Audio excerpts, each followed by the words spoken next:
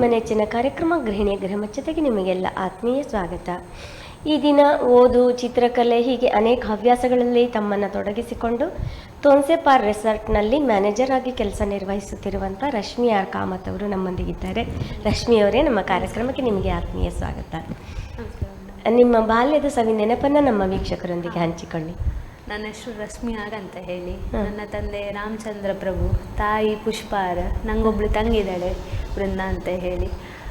ನಾನು ಓದಿದ ಶಾಲೆ ಅಂದರೆ GRB ಪಬ್ಲಿಕ್ ಸ್ಕೂಲ್. ಅದೇ ಕಾಲೇಜಲ್ಲಿ ಕಂಟಿನ್ಯೂ ಎಜುಕೇಷನ್ ಕೂಡ ಕಂಪ್ಲೀಟ್ ಮಾಡಿದ್ದೀನಿ. ನಾನು ಕಂಪ್ಯೂಟರ್ಸ್ ಡಿಪ್ಲೊಮಾ ಕಂಪ್ಲೀಟ್ ಮಾಡಿದ್ದೀನಿ. ಸೊ ಅದರಲ್ಲಿ ಆಲ್ಮೋಸ್ಟ್ 96% ಇದ್ದು ಡಿಸ್ಟಿಂಕ್ಷನಲ್ಲಿ ಪಾಸ್ ಆಗಿದ್ದೀನಿ ನಾನು. Very good. ಹಾಗೆ ನಿಮ್ಮ ಒಂದು ಬಾಲ್ಯದ ಗೆಳತಿಯರ ಬಗ್ಗೆ? ಬಾಲ್ಯದ ಗೆಳತಿಗೆ ಅಂದರೆ ರ್ಯಾಂಡಮ್ ಆಗಿ 2-3 ಜನ ಇರ್ತಾರೆ, ಬಟ್ ಲೈಫ್ ಲಾಂಗ್ ಅಂತ ಹೇಳ್ಕೊಂಡಿದ್ರೆ ನಮ್ಮಲ್ಲಿ ಇಬ್ಬರೇ ಇರೋದು. ಅವಳ ಹೆಸರು ಒಂದು ನಾಜಿಯಾ ಮತ್ತು ಒಂದು ಇರ್ಷಾದ್ ಅಂತ ಹೇಳಿ. ಅದರಲ್ಲಿ ಇರ್ಷಾದ್ ಹ್ಯಾಂಡಿಕ್ಯಾಪ್, ಬಟ್ ಸ್ಟಿಲ್ ತುಂಬ ಪಾಸಿಟಿವ್ ವೈಬ್ಸ್ನ ಇಟ್ಕೊಂಡು ಅವನು ಇದು ಮಾಡಿ, ಅವನದೇ ಆದ ಯೂಟ್ಯೂಬ್ ಚಾನಲ್ ಇದೆ. ಅವನು ಈಗ ಮುಂದಕ್ಕೂ ಕೂಡ ಏನೋ PhD ಮಾಡಬೇಕಂತ ಹೇಳಿದ್ದಾನೆ. ಇನ್ಸ್ಟಾಗ್ರಾಮ್ ಫಾಲೋವರ್ಸ್ ತುಂಬ ಜನ ಇದ್ದಾರೆ ಅವನಿಗೆ. ಮತ್ತು ನಾಜಿಯಾ ಈಗ ವರ್ಕಿಂಗ್ ಮಾಡ್ತಾ ಇದ್ದಾಳೆ. ಜಸ್ಟ್ ಅವಳು ಡಿಗ್ರಿ ಆಯಿತು, ಕಂಪ್ಲೀಟ್ ಆಯಿತು, ಅವಳೀಗ ಜಾಬಲ್ಲಿದ್ದಾಳೆ. ಸೊ ನಮ್ದೊಂದು ಬಾಂಡಿಂಗ್ ಅಂತ ಹೇಳಿದರೆ, ನಾವು ಸ್ಕೂಲ್ ಟೈಮ್ ಆಗಲಿ ಅಥವಾ ನಮ್ಮ ಬಾಲ್ಯದ ನೆನಪಂತ ಹೇಳ್ಕೊಂಡೆ, ನಾವು ರ್ಯಾಂಡಮ್ ಆಗಿ ಕಾಲೇಜಲ್ಲಿ ಮೀಟ್ ಆಗಿದ್ದು. ಒಂದು ನಮ್ಮದೇ ಒಂದು ಸೆಮಿನಾರ್ ಇತ್ತು, ನಾವೊಂದು ಆ್ಯಂಕರಿಂಗ್ ಮಾಡಲಿಕ್ಕಿತ್ತು, ನಮ್ಮದೇ ಒಂದು ಶೋ ಮಾಡಲಿಕ್ಕಿತ್ತು. ಅಲ್ಲಿ ನಾವು ಒಟ್ಟಾಗಿ ಅದು ಒಂದು ಬಾಂಡ್ ಅಂತ ಹೇಳಿದರೆ ಅಲ್ಲೇ ಡೆವಲಪ್ ಆಗಿ, ಅಲ್ಲಿ ಆಲ್ಮೋಸ್ಟ್ ಈಗ 5 to 6 years ಆಯಿತು ನಮ್ಮ ಫ್ರೆಂಡ್ಶಿಪ್ಗೆ. ಆಲ್ಮೋಸ್ಟ್ ರ್ಯಾಂಡಮ್ ಆಗಿ ಎಷ್ಟೊತ್ತಿಗೆ ಕಾಲ್ ಮಾಡಿದ್ರು ಪಿಕಪ್ ಮಾಡ್ತೀವಿ. ಅವರಿಗಾಗಲಿ ನಮಗಾಗಲಿ 3 ಗಂಟೆ ರಾತ್ರಿ ಆಗಲಿ 4 ಗಂಟೆ ರಾತ್ರಿ ಆಗಲಿ ಎಮರ್ಜೆನ್ಸಿಯಾಗಿ ನಮ್ಗೆ ಅಷ್ಟು ನಂಬಿಕೆ ಇದೆ ಒಬ್ಬರ ಮೇಲೆ ಒಬ್ಬರಿಗೆ. ಸೊ ಯಾರಿಲ್ಲ ಅಂದ್ರೂ ಈಚ್ ಅದರ್ಗೆ ನಾವಿದ್ದೀವಿ ಅಂತ ಹೇಳಿ.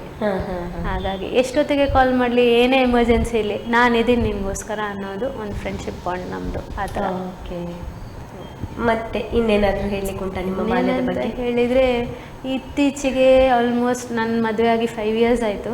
ಅದಕ್ಕಿಂತ ಮುಂಚೆ ಒಂದು ರ್ಯಾಂಡಮ್ ಆಗಿ ಒಂದು ನನ್ನ ನಾಜಿಯನ್ ಬರ್ಡೇಗೆ ಸರ್ಪ್ರೈಸ್ ಕೊಟ್ಟೆ ನಾನು ಮತ್ತು ಇರ್ಷಾದ್. ಸೊ ಅದೊಂಥರ ಅವಳಿಗೆ ತುಂಬ ಖುಷಿ ಕೊಟ್ಟಿದೆ. ಯಾವ ಥರ ಅಂತ ಹೇಳಿದರೆ, ಅವಳು ಲೈಫ್ ಲಾಂಗ್ ಅದನ್ನು ಮೆಮೊರಿಯಾಗಿ ಇಟ್ಕೊಂಡಿದ್ದಾಳೆ ಅಂತ ಹೇಳಿ. ಆ ಥರ ಸಡನ್ನಾಗಿ ನಾನು ಇಲ್ಲಿಂದ ಬ್ಯಾಂಗ್ಳೂರಿಗೆ ಆಲ್ಮೋಸ್ಟ್ 7 to 8 hours ಜರ್ನಿ ಮಾಡಿ ಅವಳಿಗೋಸ್ಕರ ಒಂದು ಫ್ಲವರ್ ಬೊಕ್ಕೆ, ಒಂದು ಕೇಕ್ ಸಿಂಪಲ್ ಆಗಿ ತೆಕ್ಕೊಂಡೋಗಿ ಆಲ್ಮೋಸ್ಟ್ ನಮ್ಮ ಕಾಲೇಜ್ ಗ್ರೌಂಡ್ ಹತ್ರನೇ ಕಟ್ ಮಾಡಿದ್ದೀವಿ. ಅವಳಿಗೆ ಒಂಥರ ಅದು ತುಂಬ ಸರ್ಪ್ರೈಸಿಂಗ್ ಆಗಿದೆ. ಮತ್ತು ಬಾಲ್ಯದ ನೆನಪು ಅಂತ ಹೇಳುವಾಗ ತುಂಬ ಇದೆ ಬಾಲ್ಯದ ನೆನಪುಗಳು ನಮಗೆ. ಒಂದು ನಾವು ತಂಟೆ ಮಾಡೋದಾಗಲಿ, ಸ್ಕೂಲ್ ಟೀಚರ್ಸ್ಗಾಗಲಿ ನಮ್ಮ ತುಂಬ ಆಲ್ಮೋಸ್ಟ್ ಹೇಳೋದು, ನಾವೆಲ್ಲರೂ ಸೇರಿಕೊಂಡು ಒಂದು ಅಷ್ಟು ಕಾಟ ಕೊಟ್ಟಿದ್ದೀವಿ ಸ್ಕೂಲ್ ಟೀಚರ್ಸ್ಗಳಿಗೆ. ಇವತ್ತಿನ ದಿವಸಕ್ಕೂ ನೆನಪಿಟ್ಕೊತಾರೆ ನಮ್ಮ ನೀನಾ ಮೇಡಮ್ಮ. ಅಷ್ಟು ನೆನಪಿಟ್ಕೊತಾರೆ. ಎಲ್ಲಿ ಸಿಕ್ಕಿದ್ರು ರಶ್ಮಿ ಈಗ ಹೇಗಿದೆಯಾ ಅನ್ನೋ ಥರ. ನಿಮ್ಮನ್ನು ಮರೀಲಿಕ್ಕೆ ಸಾಧ್ಯ ಮಾಡಿದ್ದೀವಿ ನಾವು ಅವರಿಗೆ. ಓಕೆ. ಮದುವೆಯ ನಂತರದ ಮದುವೆದ ನಂತರ ಅಂದರೆ ನಮ್ಮದು ಮದುವೆ ಒಂದು ಕೋಇನ್ಸಿಡೆನ್ಸ್ ಟೈಪ್.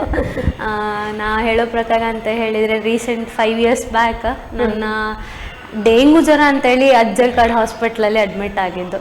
ನನ್ನ ಜೀವನನೇ ಹಂಚ್ಕೊತಾ ಇದ್ದೀನಿ ಪಬ್ಲಿಕ್ ಹತ್ರ ಹೇಳೋದು. ಡೆಂಗು ಜ್ವರ ಅಂತ ಹೇಳಿ ನಾನು ಅಡ್ಮಿಟ್ ಆಗಿದ್ದು. ಅಲ್ಲಿ ನನ್ನ ಅತ್ತೆ ಮತ್ತು ನನ್ನ ಅತ್ತೆದು ತಾಯಿ ನನ್ನನ್ನು ನೋಡಿ ಇಷ್ಟಪಟ್ಟು, ಈ ಹುಡುಗಿ ನನ್ನ ಮಗನಿಗೆ ಸೊಸೆ ಆಗ್ಬೋದು ಅಂತೇಳಿ ನೋಡಿದರು. ಮಾತಾಡ್ಕೊಂಡು ನನ್ನ ಮಮ್ಮಿ ಡ್ಯಾಡಿ ಮ್ಯಾಂಗ್ಳೂರಲ್ಲಿರೋದು. ಅತ್ತೆ ನನ್ನ ಹತ್ರ ಒಟ್ಟಿಗೆ ಇಲ್ಲಿ ಊರಲ್ಲಿದ್ದವಾಗ ಅವ್ರ ಹತ್ರ ಮಾತಾಡಿಕೊಂಡು ಅದು ಅಲ್ಲಿಂದನೇ ಬೆಂಗಳೂರಿಗೆ. ಫಸ್ಟ್ ರಿಜೆಕ್ಷನ್, ನನ್ನ ಹಸ್ಬೆಂಡ್ ಪ್ರೀತಮ್ ಕಡೆಯವ್ರು ಫಸ್ಟ್ ರಿಜೆಕ್ಷನ್. ನಾನು ಎಷ್ಟು ಪಕ್ಕ ಮದುವೆ ಆಗಲ್ಲ, ನನಗಿನ್ನ ಹೋಸ್ಟರ್ಸ್ ಕಲೀಲಿಕ್ಕಿದೆ ಅಥವಾ ನಾನು ಇನ್ನು ಮುಂದೆ ಏನೋ ಫ್ಯೂಚರಲ್ಲಿ ಡೆವಲಪ್ ಆಗಬೇಕು ಅಂತೇಳಿ. ಸೊ ರಿಜೆಕ್ಷನ್ ಆದಮೇಲೆ ಒಂದ್ಸಲಿ ಹುಡುಗನ ನೋಡ್ಕೊ, ನನ್ನ ಡ್ಯಾಡಿ ಅದು ರಿಕ್ವೆಸ್ಟ್, ಒಂದ್ಸಲಿ ಹುಡುಗನ ನೋಡ್ಕೊ, ಮಾತಾಡ್ಕೊ ಅವನ ಹತ್ರ. ಮಾತಾಡಿದ ಮೇಲೆ ನಿನ್ನ ಯಾವುದಾದ್ರೂ ಒಂದು ಜಜ್ಮೆಂಟ್ ಅಥವಾ ಡಿಸೈಡ್ ಮಾಡೋದು. ಎಲ್ಲ ಹುಡುಗರ ಥರನೇ ಒಬ್ಬನು ಇರ್ತಾನೆ, ಏನೋ ಬಕ್ರ ಬರ್ತಾನೆ, ಬಕ್ರ ಮಾಡಿ ಕಳಿಸ್ಬಿಡೋಣ ಅಂದ್ಕೊಂಡೆ. ಬಟ್ ಹೇಳೋದು ನನ್ನ ಮನೇಲಿ ನನ್ನ ಮಮ್ಮಿ ಅದು ಅಣ್ಣನ ಮಗನ ಅಂದರೆ ದೊಡ್ಡಪ್ಪನ ಮಗಳಿಗೆ ಮದುವೆ ಅದೇ ದಿವಸ September 5th. ಆ ದಿವಸ ನನ್ನನ್ನು ಅನಂತ ಪದ್ಮನಾಭ ದೇವಸ್ಥಾನಕ್ಕೆ ಬಂದರು ನೋಡೋಕ್ಕೆ. ಇವನೇನು ಹೆಂಗಾದರೂ ಅಟ್ಟಿಸ್ಬೇಕಲ್ಲ, ಏನಾದರೂ ಒಂದು ಮಾಡಬೇಕೀಗ. ಇಲ್ಲಿ ಫಸ್ಟಿಗೆ ದೇವಸ್ಥಾನಕ್ಕೆಲ್ಲ ಹೋಗಿ ನಮ್ಮದೆಲ್ಲ ಹರಕೆ ಬಾಕಿ ಇದ್ದಿದ್ದನ್ನೆಲ್ಲ ನಾವು ಹರಕೆ ತೀರಿಸ್ಕೊಂಡು ಬಂದ್ವಿ. ತೀರಿಸ್ಕೊಂಬರುವಾಗ ಅದೇನೋ ಫೀಲಿಂಗ್ ಅಂತಾರಲ್ಲ, ಫೀಲಿಂಗ್ ಒಂಥರ ಬಟರ್ಫ್ಲೈಸ್ ಎಲ್ಲ. ನನಗೆ ಗೊತ್ತಿಲ್ಲ, ನನ್ನ ಫೋಟೋ ಕೂಡ ನೋಡಿಲ್ಲ. ಅವರಾದರೂ ನನ್ನನ್ನು ನೋಡಿದ್ದಾರೆ, ನಾನು ಅವ್ರನ್ನ ಫೋಟೋ ಕೂಡ ನೋಡಲಿಲ್ಲ ಆ ಟೈಮಿಗೆ. ಫೋಟೋ ನೋಡಿಲ್ಲ ಆದ್ರೂ ಏನೋ ಒಂಥರ ಫೀಲಿಂಗ್ ಆಗ್ತಿದೆಯಲ್ಲ ಅಂತ ಹೇಳ್ಕೊಂಡು ದೇವಸ್ಥಾನಕ್ಕೆ ಪ್ರದಕ್ಷಿಣೆ ಹಾಕುವಾಗ ಇವ್ರು ಕೂಡ ನನ್ನಿಂದ ಪ್ರದಕ್ಷಿಣೆ ಆಗ್ತಿದ್ದಾರೆ. ಅವ್ರ ವಾಚ್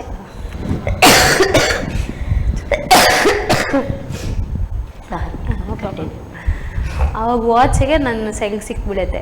ಗಂಗಾಧಾವಣಿ ಅದು ಹೇಳೋದು ಸಿನಿಮ್ಯಾಟಿಕ್ ಶೀನ್ ಆಲ್ಮೋಸ್ಟ್ ಹೇಳ್ತಾರಲ್ಲ, ದೇವರು ಏನೋ ಒಂದು ಮ್ಯಾಜಿಕಲ್ ಮೂಮೆಂಟ್ ಮಾಡ್ತಾನೆ ಅಂತೇಳಿ. ಆ ಟೈಮಿಗಲ್ಲಿ ಅದು ಮ್ಯಾಜಿಕಲ್, ಅವ್ರ ಹಿಂದೆ ನಾನು ಹೋಗೋದು ಅಥವಾ ನನ್ನ ಹಿಂದೆ ಅವ್ರು ಹೋಗೋದು ಅನ್ನೋ ಮ್ಯಾಜಿಕಲ್ ಮೂಮೆಂಟ್ ಅದು. ಲಾಸ್ಟಿಗೆ ಇವನೇ ಹುಡುಗನ ಸ್ಮಾರ್ಟ್ ಆಗಿದ್ದಾನ ಅಂದ್ಕೊಂಡು ಲಾಸ್ಟಿಗೆ ಎಲ್ಲ ತಂದೆ ತಾಯಿ ಅವರು ಇವರು ಎಲ್ಲ ಮಾತಾಡ್ಕೊಂಡ್ಮೇಲೆ ಬಂದಮೇಲೆ ನಮ್ಮ ಮಾತಾಡ್ಕೊಳ್ಳಿ ಅಂತೇಳಿ ಕಳಿಸಿ ಮಾತಾಡ್ಲಿಕ್ಕೆ ಹೋದವಾಗ ನೋಡಿ ನನಗೆ ಡ್ಯಾಡಿ ಇಲ್ಲ, ಅಂದರೆ ಸಣ್ಣ ಏಜಲ್ಲೇ ತೀರ್ಕೊಂಡಿದ್ದಾರೆ. ನಾನೀಗ ನನ್ನ ಸಣ್ಣ ಫ್ಯಾಮ್ಲಿ ಜೊತೆ ಅತ್ತೆ, ತಮ್ಮ, ಅಜ್ಜಿ, ಮಾವ ಅಂತ ಹೇಳ್ಕೊಂಡು, ಮಾವ ಈಗ ನಮ್ಮ ಒಟ್ಟಿಗಿಲ್ಲ ಆದ್ರೂ ಹೇಳೋದು, ಅವ್ರನ್ನ ನೆನೆಸ್ಕೊಂಡು ನಾನು ಅವ್ರನ್ನ ಎದುರು ನಿಲ್ಲಿಸಿ ನಾನು ಹೇಳ್ತೇನೆ, ನನ್ನಿಂದ ನಿಮಗೆ ಅದು ಕಷ್ಟ ಆಗಲ್ಲ, ಮುಂದಕ್ಕೆ ನೀವು ಓದ್ತೀಗ ಜಾಬ್ ಮಾಡ್ತೀಗ ಏನು ಮಾಡಿ ನಿಮಗೆ ಫ್ರೀಡಮ್ ಇದೆ, ಇಂಡಿಪೆಂಡೆಂಟ್, ನೀವು ಡಿಪೆಂಡೆಂಟ್ ಅಂತೂ ಅಲ್ಲ ಅಂತೇಳಿ ಒಂದು ಮಾತು ಹೇಳಿದ್ದಾರೆ. ಅದೊಂದು ಸೆಂಟೆನ್ಸ್ಗೆ ಅದೊಂದು ಲೈನಿಗೆ ಫ್ಲ್ಯಾಟ್ ಆಯಿತು. ಸರಿ ಏನಿದ್ರು ನಮ್ಮ ಡ್ಯಾಡಿ ಬರಲಿ ಮತ್ತೆ ನೋಡೋಣ ಅಂತೇಳಿ ಒಂದು ಮಾತು ಹೇಳಿದೆ. ಪೆಂಡಿಂಗ್ ಇಟ್ಟಮೇಲೆ ಡ್ಯಾಡಿಗೆ ಫೋನ್ ಮಾಡಿ ನಂಗೆ ಹುಡುಗ ಓಕೆ, ಪೆಂಡಿಂಗ್ ಹುಡುಗನ ಹತ್ರ ಇಟ್ಟಿದ್ದೀನಿ, ನನ್ನ ಗಂಡನ ಹತ್ರ ಪೆಂಡಿಂಗ್ ಇಟ್ಟಿದ್ದೀನಿ ನಾನು. ಡ್ಯಾಡಿ ಹತ್ರ ನಂಗೆ ಹುಡುಗ ಓಕೆ, ಸರಿ ನೀವು ಯಾವಾಗ ಬರ್ತಾ ಇದ್ದೀಗ? ಮಮ್ಮಿ ಎಲ್ಲ ಬಂದರೆ ಆಗಲ್ಲ, ನೀವು ಬರಬೇಕು. ನಮ್ಮಲ್ಲಿ ನಮಗೆ ದಸರಾ ಟೈಮ್ ಅಂದರೆ ನವರಾತ್ರಿ ಟೈಮು ತುಂಬ ಗ್ರ್ಯಾಂಡಾಗಿ ಸೆಲೆಬ್ರೇಟ್ ಮಾಡ್ತೀವಿ ನಾವು, ಅಮ್ಮನವ್ರನ್ನ ತುಂಬ ನಂಬ್ತೀವಿ. ಸೊ ಡ್ಯಾಡಿ ಬೆಳಗಿನ ಜಾವ ಬಂದಿದ್ದಾರೆ, ನಾನು ಜಾಬಿಗೆ ಲೀವ್ ಹಾಕಿ ಇಲ್ಲಿ ಕೂತಿದ್ದೀನಿ, ಮನೇಲಿ ಕೂತಿದ್ದೀನಿ ನಾನು. ಬಂದವಳು ಡ್ಯಾಡಿ ನೋಡ, ನಿಂಗೆ ಹುಡುಗಿ ಓಕೆನಾ ನೋಡಿ, ನಾನು ಹೇಳಿದೆ, ನಿನ್ನ ಫ್ಯಾಮ್ಲಿ ಹೇಳಿದ್ರು, ನಿಮ್ಮ ಅತ್ತೆ ಹೇಳಿದ್ರು, ಅವ್ರು ಹೇಳಿದ್ರೆ ನಿನಗೆ ಓಕೆ ಆದರೆ ಮಾತ್ರ ನಿನ್ನ ಸ್ಟೆಪ್ ತಗೋ ಅಂತ ಅಷ್ಟು ಸಪೋರ್ಟಿವ್ ಆಗಿ ಡ್ಯಾಡಿ ಇರುವಾಗ. ಸೊ ಇವನು ಕೂಡ ಸಪೋರ್ಟಿವ್ ಆಗಿರ್ತಾನೆ ಅಂತ ಹೇಳ್ಕೊಂಡು ಮುಂದುವರೆದ್ವಿ ನಾವು. ಮುಂದುವರೆದಲ್ಲಿ ದೇವರದೊಳ್ಳೆ ಪ್ರಸಾದನೇ ಆಯಿತು. ಸೊ ಅಲ್ಲಿ ಪ್ರಸಾದ ಮಾಡ್ಕೊಂಡು ನಮ್ಮಲ್ಲಿ ಹೂಶಾಸ್ತ್ರ ಮಾಡಿಕೊಂಡು ಲಾಸ್ಟಿಗೆ ಮದುವೆ ಆಗಬೇಕು ಅಂತ ಹೇಳೋ ಟೈಮಿಗೆ ಡಿಸೆಂಬರ್ ಟೈಮಿಗೆ ಇವ್ರಿಗೆ ಸೀಸನ್ ಟೈಮ್. ನನ್ನ ಹಸ್ಬೆಂಡ್ ಕಂಪನಿ ಜಾಯ್ಲಿಕಸಲ್ಲಿ ಕೆಲಸ ಮಾಡೋದು, ಈಗ senior staff, almost 8 to 9 years ಆಯ್ತು ಅವರಲ್ಲಿ ಕೆಲಸ ಮಾಡಿಕೊಂಡು. ಆ ಶೋರೂಮ್ಗೆ ಇಷ್ಟೋ ತನಕನೂ ಒಂದು ರಿಮಾರ್ಕ್ ಇಲ್ಲದೇನೆ ಸ್ಟಾಫ್ ಆಗಿ ಕೆಲಸ ಮಾಡ್ತಾಯಿದ್ದಾರೆ. ಸೊ ಹೇಳೋದು 29th of December ನಮ್ಮ ಎಂಗೇಜ್ಮೆಂಟ್ ಆಯಿತು. ನಾನು ಬೆಂಗಳೂರಿಗೆ ಬರಲಿಕ್ಕೆ, ಅವರು ಬೆಂಗಳೂರಿಂದ ಇಲ್ಲಿಗೆ ಟ್ರಾನ್ಸ್ಫರ್ ಆಗಲಿಕ್ಕೆ. ಅದು ಕೂಡ ಹೇಗಿದೆ ಅಂದರೆ, ನಾನು ಬೆಂಗಳೂರಿಂದ ಇಲ್ಲಿಗೆ May 24th ಆಗಿ ಬಂದಿದ್ದೀನಿ, ಅವಾಗ May 24th ಗುಜರಾತಿಂದ ಬ್ಯಾಂಗ್ಳೂರಿಗೆ ಟ್ರಾನ್ಸ್ಫರ್ ಹೊಡೆದು ಬಂದಿದೆ. ಆವಾಗ ಅಮ್ಮಂಗೆ ಹುಷಾರಿಲ್ಲ. ಸೊ ಹಾಗೆ ಈಗ ಎಂಗೇಜ್ಮೆಂಟ್ ಆದಮೇಲೆ ನಾನು ಬೆಂಗಳೂರಿಗೆ ಹೋಗೋದು. ನಾನಂದರೆ ಹುಟ್ಟಿದೆಲ್ಲ ಇಲ್ಲೇ ಆದರೂ, ಉಡುಪಿಯಲ್ಲಾದ್ರೂ ನಾನು ಬೆಳೆದಿದ್ದು ಸ್ಟಡೀಸು ಎಲ್ಲ ಸೆಟಲ್ಡ್ ಆಗಿದ್ದು ಬೆಂಗಳೂರಲ್ಲೇ. ಹಾಗಾಗಿ ಬೆಂಗಳೂರಿಗೆ ತುಂಬ ಜಾಸ್ತಿ ಟೈಮ್ ಇಲ್ಲಲ್ಲ, ಇನ್ನು ಗ್ಯಾಪಲ್ಲಿ 6-7 monthsಲ್ಲಿ ಮದುವೆ ಆಗ್ತೀನಲ್ಲ, ಬೆಂಗಳೂರಿಗೆ ಹೋಗಿ ಅವ್ರು ಆಚೆ ಟ್ರಾನ್ಸ್ಫರ್ ಆದರು, ನಾನು ಈಚೆ ಟ್ರಾನ್ಸ್ಫರ್ ಆದೆ, ಆ ಥರ. ಸೊ ತುಂಬ ಗ್ಯಾಪ್ ಕೊಡೋಕ್ಕೆ ಬೇಡ ಅಂತ ಹೇಳ್ಕೊಂಡು ಫೆಬ್ರವರಿ ಟೈಮಿಗೆ ಬಂದರು. ರ್ಯಾಂಡಮ್ ಆಗೆಲ್ಲ ಶಾಪಿಂಗ್ ಮಾಡಿದ್ವಿ. ಶಾಪಿಂಗ್ ಮಾಡಿ ಊರಿಗೆ ನಮ್ಮಲ್ಲಿ ನಾವು ಸ್ಯಾರಿ ಶಾಪಿಂಗ್ ಮಾಡ್ಲಿಕ್ಕೆ ಬಂದು ಲಾಕ್ಡೌನ್ ಬಿತ್ತು ಸಡನ್ನಾಗಿ. ಮದುವೆ ಹಿಂದೆ ಮಾಡೋದ ಮುಂದೆ ಮಾಡೋದಕ್ಕಾಗೋಣ ಟೈಮಲ್ಲಿ, ಲೀವ್ ಟೈಮಲ್ಲಿ ಮದುವೆ ಮಾಡಲಿಕ್ಕಿಲ್ಲ, ಜನ ಒಟ್ಟು ಮಾಡಲಿಕ್ಕಿಲ್ಲ ಅಂತ ಹೇಳ್ಕೊಂಡು, ನಮ್ಮ ಈ ಕಾಲಿನ ಜನ್ರೇಷನ್ಗೆ ಗೊತ್ತಲ್ಲ, ಎಲ್ಲ ಪೀಕ್ ಆಫ್ ಟೈಮಲ್ಲಿ ಆಗ್ಬಿಡ್ಬೇಕಾ, ಡೆಸ್ಟಿನಿಯನ್ನು ಆಗಲೇ ರೀಚ್ ಆಗಬೇಕು ಅನ್ನೋ ಥರ. ಓಕೆ ಏನಾದರೂ ಮತ್ತು ಮಮ್ಮಿ ಡ್ಯಾಡಿಗೆ ತಂಗಿಗೆ ಆಗ 10th ಎಕ್ಸಾಮ್, ಫೈನಲ್ ಎಕ್ಸಾಮ್ ಏನು ಮಾಡೋದು ಅಂತ ಗೊತ್ತಾಗ್ದೇನೆ ಲಾಸ್ಟಿಗೆ ಮತ್ತೆ ಅವಳು ಎಕ್ಸಾಮ್ ಮುಗಿಸ್ಕೊಂಡೆಲ್ಲ ಬಂದರು. May 7th 2020ಗೆ ಮದುವೆ ಆದ್ವಿ, ಕರೋನಾ ಟೈಮಲ್ಲಿ. ಅದಕ್ಕೆ ಫುಲ್ ಮದುವೆನೇ ನಮ್ಮದು ಕರೋನಾ ಮದುವೆ ಅಂತೇಳಿ ಫೇಮಸ್ ಆಗೋಗಿದೆ. ಮದುವೆ ಮಾಡೋಕ್ಕೂ ಹಾಲೆಲ್ಲ ಫಿಕ್ಸ್ ಮಾಡಿದ್ವಿ, ಯಾವುದೂ ಸಾಲಿಲ್ಲ ಅಂತ. ಲಾಸ್ಟಿಗೆ ಏನು ಮಾತುಕತೆಯಲ್ಲಿ ನನ್ನಪ್ಪ ಹೇಳಿದ್ರು, ನಾನು ಮಿಡಿಲ್ ಕ್ಲಾಸ್ ಫ್ಯಾಮ್ಲಿ, ಏನು ಮಾಡೋದು, ನಾನು ನನ್ನ ಅಮ್ಮನ ನಂಬ್ಕೊಂಡಿಗ ಈ ದೇವಸ್ಥಾನದಲ್ಲೇ ಮಾಡ್ಬೇಕಂತ ಹೇಳಿದ್ದೀನಿ, ಅವಳ ಸನ್ನಿಧಿಯಲ್ಲೇ. ಸೊ ಆ ತಾಯಿ ಆ ಕೂಗನ್ನು ಕೇಳಿಸ್ಕೊಂಡ್ಲೇನೋ, ಅಲ್ಲಿ ಅವಳ ಸನ್ನಿಧಿಯಲ್ಲೇ ಅವಳ ಎದುರಿಗೇನೆ ನಮ್ಮ ಮದುವೆ ಆಯಿತು. ಮದ್ವೆಲ್ ಕೂಡ ಒಂದು ಗಮ್ಮತ್ತಿದೆ. ಹುಡುಗ 6 ಅಡಿ ಇದ್ದಾನೆ, ನನ್ನಪ್ಪ 4-5 ಅಡಿ ಇದ್ದಾರೆ. ಹಾರ ಹಾಕ್ಬೇಕು, ಹುಡುಗ ಬಂದ ಕೂಡಲೇ ಕಾಲು ತೆಗೆದು ಹಾರ ಹಾಕ್ಬೇಕು. ನನ್ನ ಗಂಡ ಬಗ್ಗಲ್ಲ, ನಮ್ಮಪ್ಪ ಎತ್ಕಲ್ಲ. ಆಗಾಯ್ತು ಕತೆಗಳು. ಹಂಗೂ ಹಿಂಗೂ ನೀಕಿ ಪೀಕಿ ನಮ್ಮಪ್ಪ ಒಂದು ಹಾರ ಹಾಕಿದ್ರು, ಕಾಲು ತೊಳೆದು ಹಳ್ಳಿಯನ್ನು ಒಳಗೆ ಕಳ್ಕೊಂಡ್ರು. ಅದರಲ್ಲೂ ಒಂದು ಮೂಮೆಂಟ್ ಅಂತ ಹೇಳಕ್ಕಾಗೋಣ ಟೈಮ್ ಯಾರು ಬರ್ಲಿಕ್ಕಿಲ್ಲ. ನಮ್ಮ ಶಾಸ್ತ್ರದಲ್ಲಿ ಕಾಲು ಉಂಗ್ರನ್ ಮಾವ ಹಾಕೋದು. ಲಾಸ್ಟ್ ಟೈಮಿಗೆ ಬರ್ತೀನಿ ಅಂದ ಮಾವ ಕೈ ಕೊಟ್ರು. ನನಗೆ ಕೂಗು ಸಣ್ಣ ವಯಸ್ಸಿಂದನೂ ಭುಜದ ಮೇಲೆ ತಲೆದ ಮೇಲೆ ಹೊತ್ಕೊಂಡು ಓಡಾಡಿದ ಮಾವ. ಕೂಗಿ ಏನು ಮಾಡೋದು ಮಾವ ಮೇಕಪ್ ಎಲ್ಲ ಹಾಳಾಗತ್ತೆ, ನಿನ್ನ ಮೇಕಪ್ ಎಲ್ಲ ಹಾಳಾಗತ್ತೆ, ಸುಮ್ಮನೆ ಕೂಗ್ಬೇಡ, ಏನೋ ಒಂದು ಮಾಡೋಣ ಅಂತೇಳಿ ನನ್ನ ಗಂಡ. ಹಂಗೂ ಹಿಂಗೂ ಲಾಸ್ಟಿಗೆ ಮತ್ತೆ ಒಪ್ಕೊಂಡು ಮದುವೆ ಆದ್ವಿ. ಮದುವೆ ಆಗೋಗಿ ಯಾವುದಾದ್ರೂ ಒಂದು ಹುಡುಗಿ ಕೂಗ್ಕೊಂಡು ಗಂಡನ ಮನೆಗೆ ಹೋಯ್ತಾಳೆ. ನಾನು ಕೂಗ್ಲಿಲ್ಲ, ಓಪನ್ ಆಗಿ ಹೇಳ್ತೀನಿ, ಕೂಗ್ಲಿಲ್ಲ ಒಂದು ದಿವಸ. ಯಾಕಂದರೆ ನನ್ನ ಅತ್ತೆನ ನಾನು ಅತ್ತೆ ಅಂತೇಳಿ ಎಣಿಸ್ಲಿಲ್ಲ, ಅವ್ರು ನನ್ನನ್ನು ಸೊಸೆ ಅಂತ ಎಣಿಸ್ಲಿಲ್ಲ. ನಾನೊಂದು ಮಗಳು, ಅವಾಗೊಂದು ತಾಯಿ ನನಗೆ. ಆ ಬಾಂಡಿಂಗಲ್ಲಿ ಇದ್ದೀವಿ ನಾವೀಗ. ಹಂಗೆ. ಮತ್ತು ಇನ್ನು ಗಂಡನ ಬಗ್ಗೆ ಹೇಳಬೇಕಂತ ಹೇಳಿದರೆ ಅದೇನೋ ಹೇಳ್ತಾರಲ್ಲ, ಒಂದು ಬಗತ್ತೆ ಬಾಯಲ್ಲಿ ಹೇಳ್ತೀನಿ. ನಾನು ನಿನ್ನ ಹೆಸರನ್ನು ಪೇಪರಲ್ಲಿ ಬಗಿಲಿಕ್ಕೆ ನೋಡಿದೆ, ಬಟ್ ಪೇಪರ್ ಅನ್ನೋದು ಬಾಡಿ ಹೋಗ್ತದೆ, ಪುಡಿ ಆಗ್ತದೆ. ನಿನ್ನ ಹೆಸರನ್ನು ಮರದ ಮೇಲೆ ಬಗಿಬೇಕು ಅಂತ ಎಣಿಸಿದೆ. ಆ ಅಚ್ಚು ಕೂಡ ಒಂದು ಕಾಲದಲ್ಲಿ ಮರ ಉಗುಳಿ ಹೋಗೋ ಸಂಭಾವನೆ ಇದೆ, ಇಲ್ಲದೇನೋ ಇರ್ಬೋದು. ಆಕಾಶದಲ್ಲಿ ಬಗ್ಲಿಕ್ಕೆ ನೋಡಿದರೆ ಮೋಡಗಳು ಬಂದು ಮುಚ್ಚಿತು. ಹಾಗಾಗಿ ನಿನ್ನ ಹೆಸರನ್ನು ನನ್ನ ಹೃದಯದಲ್ಲಿ ಬಗಿದೆ. ಯಾರೂ ಅಳಿಸ್ಲಿಕ್ಕೂ ಆಗೋದಿಲ್ಲ, ತಿನ್ನಲಿಕ್ಕೂ ಆಗೋದಿಲ್ಲ, ಬಾಡಿಸ್ಲಿಕ್ಕೂ ಆಗೋದಿಲ್ಲ. ನನ್ನ ಜೀವನ ಪರ್ಯಂತ ನಿನ್ನ ಹೆಸರು ನನ್ನ ಎದೆಯಲ್ಲಿ ಅನ್ನೋ ಥರ ಒಂದು ಬಾಂಡಿಂಗ್ ಅಂತೇಳಿ. ನಾವು ಗಂಡ ಹೆಂಡತಿಗಿಂತ ಫ್ರೆಂಡ್ಸ್ ಜಾಸ್ತಿ. ಒಬ್ರನ್ನೊಬ್ರು ನಾವು ಅರ್ಥ ಮಾಡ್ಕೊಂಡಿದ್ದೀವಿ. ನಿನ್ನ ಕಷ್ಟ ನನ್ನ ಕಷ್ಟ, ನಿನ್ನ ಸುಖ ನನ್ನ ಸುಖ, ನಿನ್ನ ದುಃಖ ನನ್ನ ದುಃಖ. ಆ ಥರ ನಂಗೆ ಹೇಳೋದು. ನಾನೊಂಚೂರು ಕೂಗೋಕ್ಕಿಲ್ಲ, ಏನಾಯಿತು, ಯಾಕೆ ಕೂಗ್ತಾ ಇದೆಯಾ, ಯಾರಾದರೂ ಏನಾದರೂ ಹೇಳಿದ್ರಾ, ಆ ಥರ. ಮತ್ತು ಏನಾದರೂ ಬೇಕಾ, ನಿನ್ನ ಸ್ಯಾಲ್ರಿ, ನೀನು ದುಡಿತಿದ್ಯಾ, ನಿನ್ನ ಸ್ಯಾಲ್ರಿ. ಈಗ ಎಷ್ಟೋ ಜನ ಇರ್ಬೋದು, ತಂದೆ ಸಂಬಳಕ್ಕೆ ಯಾರು ಅಥವಾ ತಂದೆ ಕೊಡೋ ಇದ್ದಾಗೆ ಟೋಕನ್ ಆಫ್ ಗ್ರಾಂಟೆಡ್ ಅಥವಾ ಒಂದು ಟಿಪ್ಸ್ ಅಥವಾ ಏನಾದರೂ ಒಂದು ಪಾಕೆಟ್ ಮನಿ ಅಂತ ಹೇಳಿದ್ರೆ ಅದಕ್ಕೆ ಯಾರು ಲೆಕ್ಕ ಕೇಳಲ್ಲ ಅಂತ ಹೇಳ್ತಾರೆ. ಗಂಡನ ದುಡ್ಡಿಗಾದ್ರೆ ಲೆಕ್ಕ ಕೇಳ್ತಾರೆ ಅಂತ ಹೇಳ್ತಾರೆ. ಬಟ್ ಈ ಮನೇಲಿ ಅಥವಾ ನನ್ನ ಜೀವನದಲ್ಲಿ ತಂದೆ ದುಡ್ಡಿಗೂ ಬೆಲೆ ಇರಲಿಲ್ಲ, ಗಂಡನ ದುಡ್ಡಿಗೂ ಬೆಲೆ ಇಲ್ಲ. ಎಷ್ಟು ಬೇಕು ಮಗಳೇ ಅಥವಾ ಎಷ್ಟು ಬೇಕೇ ನಿನಗೆ, ಆ ಥರ ಬಾಂಡಿಂಗ್ ನಮ್ಮದು. ಹೇಳೋದು ಅವರು ಇಷ್ಟೋ ತನಕ ಅವರು, ನಾ ಹೇಳೋದು ಆಲ್ಮೋಸ್ಟ್ ಅವ್ರಿಗೆ 32 ಇಯರ್ಸ್ ಆಯಿತು. ನನಗೆ ಈಗ ನಾಡ್ದೆ 25-26 ಇಯರ್ಸ್ ತನಕ ಆಗುತ್ತೆ. ಆಲ್ಮೋಸ್ಟ್ 7 to 8 ಇಯರ್ಸ್ ಗ್ಯಾಪ್ ಇದೆ ನಮ್ಮ ಮಧ್ಯ. ಆದ್ರೂ ಹೇಳೋದು ಅವ್ರು ಅಷ್ಟು ಹೆಂಗಿದ್ರು ಅವ್ರಿಗೆ ಲೈನ್ ಹೊಡಿಯೋ, ನಿಂಗೆ ಬೇಜಾರಾಗಲ್ವೇನೆ, ನಂಗೆ ಅಷ್ಟು ಜನ ಲೈನ್ ಹೊಡಿತಾ ಇದ್ದಾರೆ, ನಂಗೆ ಈಗ ಹೇಳಿದ್ರು ಕಡೆ, ನನಗೆ ಬೇಜಾರು ಮಾಡ್ಕೊಳ್ಳಿ, ನನಗೆ ಗೊತ್ತಲ್ಲ ನೀನು ನನ್ನ ಹುಡುಗ ಅಂತ ಹೇಳಿ. ಹಾಗೆ ಇವಾಗ ನಾನು ಏನಕ್ಕೆ ಬೇಜಾರು ಮಾಡ್ಕೊಬೇಕು ನಿನ್ನ ಮೇಲೆ ಅನ್ನೋದು ನನ್ನ ಭಾವನೆ. ಹೇಳೋದು ಪ್ರತಿಯೊಂದು ಸಂಸಾರದಲ್ಲಿ ಅಥವಾ ಪ್ರತಿಯೊಂದು ಮದುವೆಯಲ್ಲಿ ನಾನು ಹೇಳೋದು ಇಷ್ಟೇ, ಒಂದು ಒಬ್ಬರ ಮೇಲೆ ಒಬ್ರು ನಂಬಿಕೆ ಇಟ್ಕೊಬೇಕು. ಮತ್ತು ನಿಮ್ಗೇನಾದ್ರು ಪ್ರಾಬ್ಲಮ್ ಅಂದರೆ ನೀವು ಆಗೋತ್ರ ಡೈರೆಕ್ಟಾಗಿ ಮಾತಾಡಬೇಕು. ನೀವು ಅದನ್ನು ಮುಚ್ಚಿಟ್ಟಷ್ಟು ಪ್ರಾಬ್ಲಮ್ ಜಾಸ್ತಿ, ಮಿಸ್ಅಂಡರ್ಸ್ಟ್ಯಾಂಡಿಂಗ್ಸ್ ಅಥವಾ ಒಂದು ಜೀವನದಲ್ಲಿ ಕಲಹ ಕಲೇಶ ಅನ್ನೋದು ಜಾಸ್ತಿ ಆಗುತ್ತೆ. ಸೊ ಯಾರೇ ಆಗಲಿ, ಒಂದು ಗೃಹಿಣಿ ಆಗಲಿ ಅಥವಾ ಒಂದು ಸಂಸಾರ ಆಗಲಿ, ಒಂದು ಇಂಡಿಪೆಂಡೆಂಟ್ ವುಮೆನ್ ಆಗಲಿ, ನಿಮ್ಮ ಫ್ಯಾಮಿಲಿ ಹತ್ರ ನೀವು ಎಷ್ಟು ಶೇರ್ ಮಾಡ್ಕೊತೀರೋ ಅಷ್ಟು ಒಳ್ಳೆಯದು. ನೀವು ಉದ್ಯೋಗಕ್ಕೆ ಸೇರಿದಂತ ಹೇಳಿ ಅದು ಕೂಡ ಒಂದು ಟ್ರಾಜೆಡಿ. ಕರೋನಾ ಟೈಮಲ್ಲಿ ಮದುವೆ ಆಯಿತು. ಕರೋನಾ ಟೈಮಲ್ಲಿ ಮದುವೆ ಆಗಿ 1 ತಿಂಗಳೊಳಗೆ ಪ್ರೆಗ್ನೆನ್ಸಿ ಅಂತ ಗೊತ್ತಾಯಿತು. ನನ್ನ ಮಗಳು ಹುಟ್ಟಿದ್ಲು. ನನಗೆ ಹುಮ್ಮಸ್ ಜಾಸ್ತಿ, ನಾನು ಏನಾದರೂ ಒಂದು ಮಾಡಬೇಕನ್ನೋ ಹುಮ್ಮಸ್ ಜಾಸ್ತಿ. ಸೊ ನನ್ನ ಮಗಳು ಹುಟ್ಟಿದ ಮೇಲೆ ನಾನೊಂದು 2 ಮಂತ್ಸ್ ಗ್ಯಾಪ್ ಕೊಟ್ಟು ಟ್ಯೂಷನ್ಸ್ ತಗೊಳಕ್ಕೆ ಶುರು ಮಾಡಿದೆ. LKG ಇಂದ 10th ಬ್ಯಾಚ್ ತನಕ ಒಂದು 10 ಜನ ಮಕ್ಕಳು ಮಾಡ್ತಾಯಿದ್ರು. ಇದೆಲ್ಲ ಹೋಗೋದೆಲ್ಲ ಮಕ್ಕಳು ರ್ಯಾಂಡಮ್ ಆಗಿ ಬರ್ತಾರೆ, ರ್ಯಾಂಡಮ್ ಆಗಿ ಹೋಗ್ತಾರೆ, ಇನ್ನೂ ಏನಾದರೂ ಮಾಡಬೇಕು ಅಂತ ಹೇಳಿ ತುಂಬ ಕಡೆ ಇಂಟರ್ವ್ಯೂಸ್ ಕೊಟ್ಟೆ. ಅಂದರೆ ಡಿಪ್ಲೊಮೊ ಕಂಪ್ಯೂಟರ್ಸ್, ಈ ಫೋಟೋಗ್ರಫಿ, ಶೂಟಿಂಗ್ಸ್, ಅಡಾಬ್ ಪ್ರೀಸ್ ಮೇಕರ್ಗೆಲ್ಲ ಮಾಡಿದ್ರಿಂದ ಅದಕ್ಕೆಲ್ಲ ನೋಡಿದೆ. ಬಟ್ ಎಲ್ಲಿಯೂ ಅಷ್ಟು ಇಂಟ್ರೆಸ್ಟಿಂಗ್ ಆಗಿ ಕಾಣಲಿಲ್ಲ ನನಗೆ. ಸೊ ಡ್ರಾಪ್ಔಟ್ ಮಾಡಿ ಯಾವುದಾದ್ರೂ ನ್ಯೂಸ್ ಪೇಪರಲ್ಲಿ ರ್ಯಾಂಡಮ್ ಆಗಿ ಉದಯವಾಣಿಯಲ್ಲಿ ನೋಡುವಾಗ ವಾಂಟೆಡ್ ಜಾಬ್ಸಲ್ಲಿ ಒಂದು ಬಂತು, ರೆಸ್ಟೋರೆಂಟ್ ಮತ್ತು ರೆಸಾರ್ಟಿಗೆ ಮ್ಯಾನೇಜರ್ ಮತ್ತು ಹೆಲ್ಪರ್ ಬೇಕಾಗಿದೆ ಅಂತ ಹೇಳಿ ಕಾಲ್ ಮಾಡಿದವಾಗ ಬಾಸ್, ನೀವು ಬನ್ನಿ ಮೇಡಮ್ ಯಾವುದಕ್ಕೂ ಇಂಟರ್ವ್ಯೂ ಕೊಡಿ ಮತ್ತು ನೋಡೋಣ ಅಂದರು. ಉಡುಪಿ ಹೋಟೆಲಿಗೆ ಕರೆದ್ರು. ಉಡುಪಿ ಹೋಟೆಲ್ ಅಷ್ಟು ಸಣ್ಣ ಮಗುನ ಬಿಟ್ಟು ಬರಬೇಕಲ್ಲ ನಾನು ಅನ್ನೋ ಫೀಲಿಂಗ್ ನನಗೆ. ಇಲ್ಲಿ ಯಾಕೆ ಹೋಗೋದು, ನೆಗ್ಲೆಕ್ಟ್ ಮಾಡಿದೆ. ಬಟ್ ಅದೇ ಈವ್ನಿಂಗ್ ಆಲ್ಮೋಸ್ಟ್ ಒಂದು 4:30-5 o'clock ನಮ್ಮ ಮನೆ ಹತ್ರ ಒಬ್ಬ ಏರ್ಟೆಲ್ ಆಫೀಸಲ್ಲಿ ಕೆಲಸ ಮಾಡೋನಿದ್ದಾನೆ. ನೀವು ಕೆಲಸದ ಬಗ್ಗೆ ಕೇಳ್ತಾ ಇದ್ರಲ್ಲ, ಇಲ್ಲಿ ಮಲ್ಪೆ ಬೀಚಲ್ಲಿ ಒಂದು ರೆಸಾರ್ಟ್ ಇದೆ, ಅಲ್ಲಿಗೆ ಹೋಗಿ ಒಂದ್ಸಲ ಮಾತಾಡಿ ಬನ್ನಿ, ನಮ್ಮ ಜನನೇ ಇರೋದು ಅಂತ ಹೇಳಿದ್ರು. ಇರಲಿ ಒಂದು ನೋಡೋಣ ಅಂತೇಳಿ ನಾನು ಬೆಳಗ್ಗೆ ಮಾತಾಡಿದ್ದು ಅದೇ, ಸಂಜೆ ಸಿಕ್ಕಿದ್ದು ಅದೇ ಕೆಲಸ. ಹೋದೆ. ನಮ್ಮ ಸರ್ ನೋಡೋಕೆ ಫುಲ್ ಟಿಪ್ ಟಾಪ್ ವಾಶ್ ಆಗಿದ್ದಾರೆ. ಆಲ್ಮೋಸ್ಟ್ 6.5 ಅಡಿ ಕಟೌಟ್ ನಮ್ಮ ಚಂದ್ರಕಾಂತ್ ಸರ್. ಹೋದ ಕೂಡಲೇ ಓಕೆ ಮೇಡಮ್ ನಾನು ನಿಮ್ಗೆ ಹೇಳ್ತೀನಿ ಅಂತ ಹೇಳಿದ್ರು.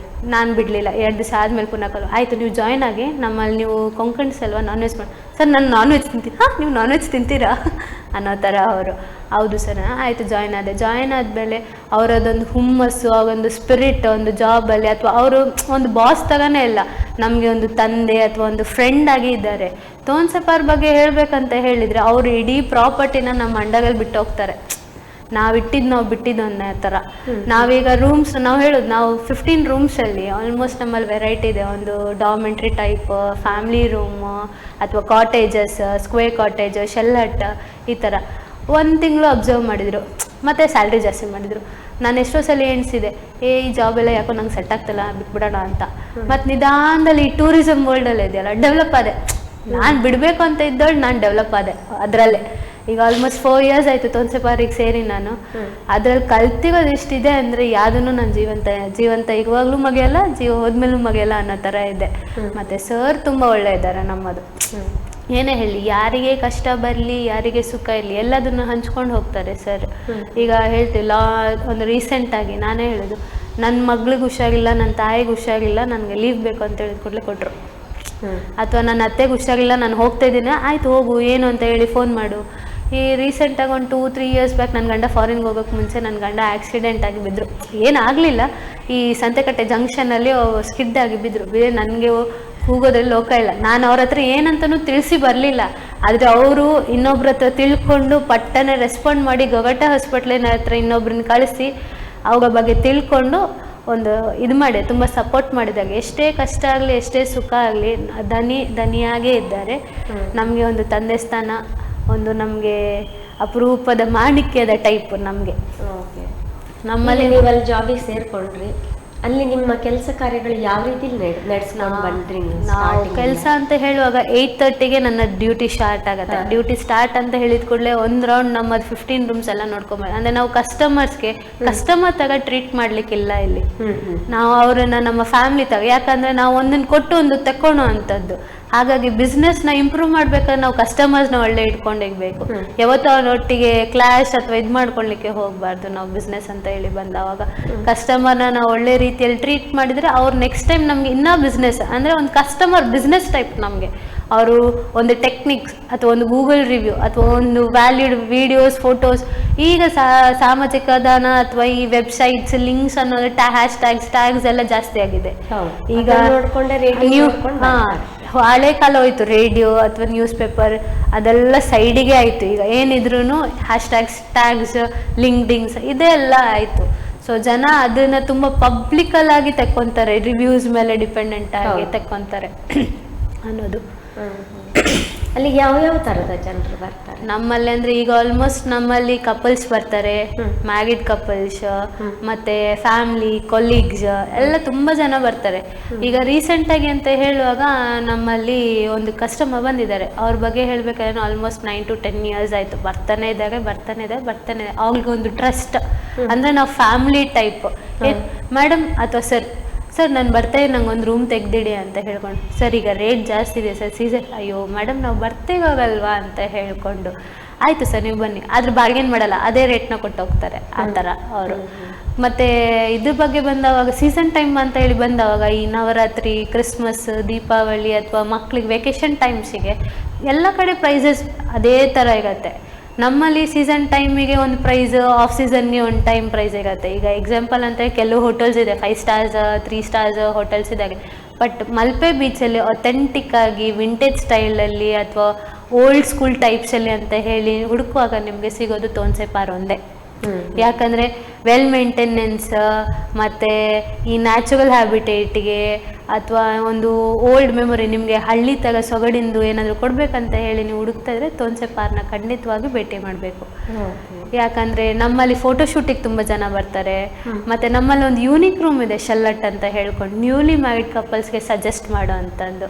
ಅದರಲ್ಲಿ ಅಂದರೆ ನಿಮಗೆ ರೂಮೇ ಶಂಕರ್ ಟೈಪಲ್ಲಿ, ಫುಲ್ ಶಂಕರ್ ಟೈಪಲ್ಲಿ ನಿಮಗೆ AC ಮತ್ತು ಗೀಸರ್ ಎನಿ ಟೈಮ್ ಇರುತ್ತೆ. ಸೊ ಯಾವುದನ್ನು ನಾವು ಇದು ಮಾಡೋ ಅಂಥದ್ದಿಲ್ಲ.